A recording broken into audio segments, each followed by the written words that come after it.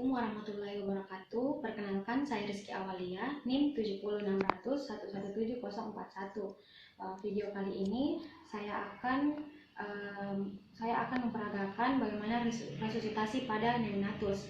Jadi resusitasi pada neonatus ini merupakan rangkaian yang sistematik dan terorganisir untuk tujuannya itu untuk mengembalikan usaha nafas dan sirkulasi pada neonatus. Jadi indikasi dilakukannya resusitasi pada neonatus itu pada bayi yang gagal nafas secara spontan dan tidak adekuat. Sebelum saya melakukan resusitasi, saya akan mencuci tangan secara asepsis dan memakai APD serta Bismillahirrahmanirrahim. Yang pertama, letakkan bayi di bawah pemancar panas yang telah dinyalakan sebelumnya. Kemudian letakkan bayi dengan kepala sedikit tengada atau sedikit ekstensi. Lalu hisap lendir dari mulut, kemudian hidung, lalu keringkan tubuh dan kepala dari cairan amnion. Setelah itu kain yang dipakai dapat disingkirkan. Terus perbaiki posisi kepala bayi agar leher agak tengada. Pada bayi prematur atau bayi berat lahir sangat rendah dapat langsung dimasukkan dalam plastik untuk mencegah kehilangan panas tubuh.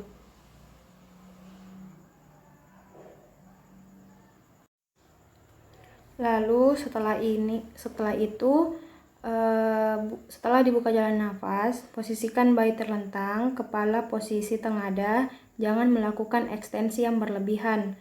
Berikan ganjal punggung dengan kain setebal 2,5 cm bila kepala bayi besar atau occiputnya menonjol. Jika pernafasan dangkal atau tersengal-sengal, segera hisap lendir mulai dari mulut kemudian hidung. Penghisapan jangan terlalu lama, kurang lebih 6 detik. Lalu evaluasi pernafasan, frekuensi jantung, dan warna kulit.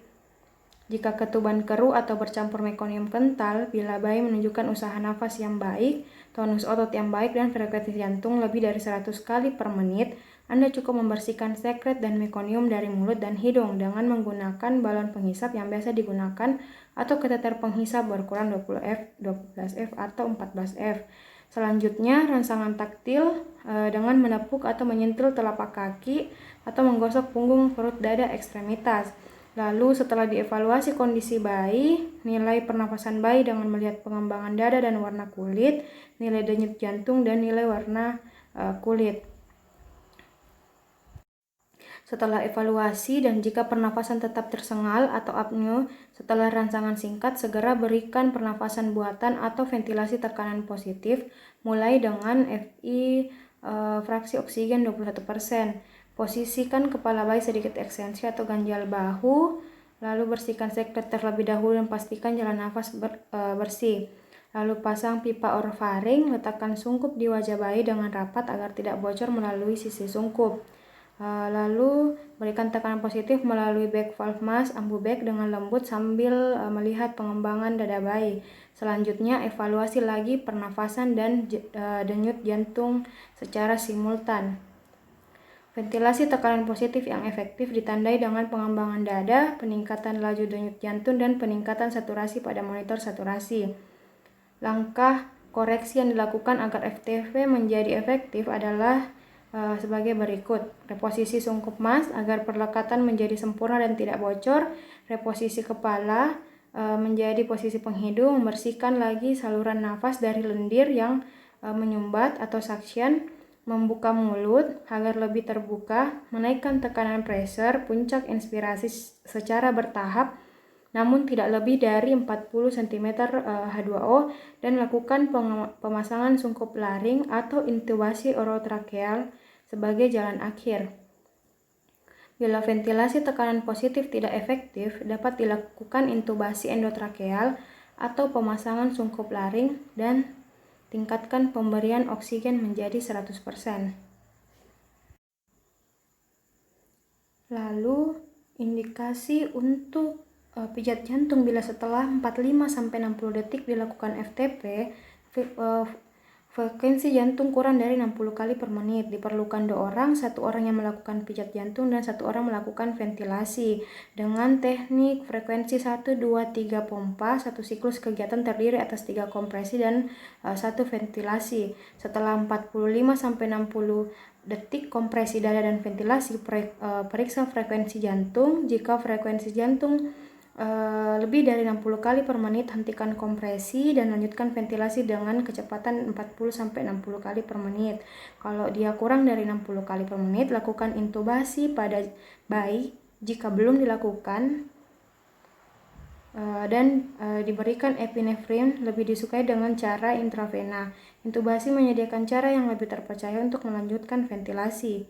Bila heart rate kurang dari 60 kali per menit, walaupun telah diberikan ventilasi efektif dengan oksigen 100% dan kompresi dada secara sinkron selama 60 detik, maka terindikasi pemberian obat adrenalin atau epinefrin.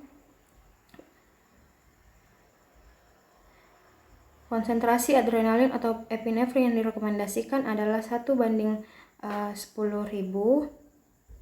atau 0,1 mg per mil adrenalin atau epinefrin. Terdapat 2 jalur pemberian adrenalin atau epinefrin, yaitu intratrakeal dan intravena.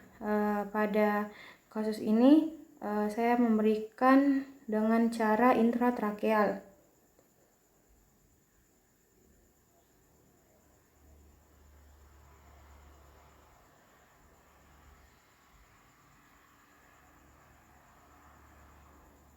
Lalu pada bayi yang tidak berespon terhadap resusitasi adekuat selama 10 menit, kemungkinan bayi hidup adalah kecil. Selain itu, jika saja resusitasi berhasil, resiko morbiditas terutama kalau neurologis adalah besar. Lalu selanjutnya setelah ini cek lagi tanda-tanda vital setelah pemberian epinefrin, apakah berhasil atau tidak. Cek laju denyut jantung serta